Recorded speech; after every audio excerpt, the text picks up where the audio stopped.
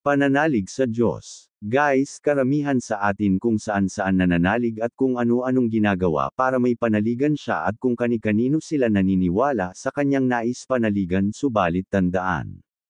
May tagubilin ang aral ng dakilang Panginoon Hesukristo. Ayon sa Lucas Kapitulo 12 versikulo 21 hanggang 31. Ganyan ang sasapitin ng sinumang nag-iipon ng kayamanan para sa sarili, ngunit dukha naman sa paningin ng Diyos. Sinabi pa ni Jesus sa kanyang mga alagad, kaya't sinasabi ko sa inyo, huwag kayong mabalisa tungkol sa inyong buhay, sa inyong kakainin, o tungkol sa damit na kailangan ng inyong katawan. Sapagkat ang buhay ay higit pa kaysa pagkain at ang katawan kaysa damit. Tingnan ninyo ang mga uwak, hindi sila nagtatanim ni umaani man, wala rin silang imbakan o kamalig, ngunit pinapakain sila ng Diyos. Higit kayong mahalaga kaysa mga ibon. Sino sa inyo ang makakapagdagdag sa kanyang buhay ng kahit isang oras dahil sa pagkabalisa?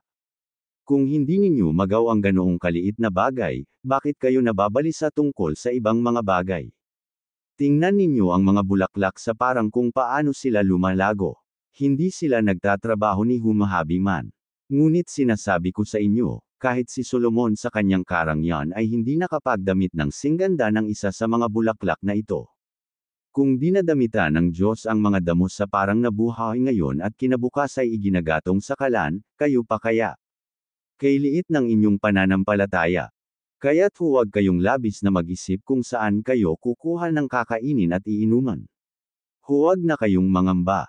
Ang mga bagay na ito ang pinagkakaabalahan ng mga taong dinananalig sa Diyos. Alam ng inyong Ama na kailangan ninyo ang lahat ng iyan.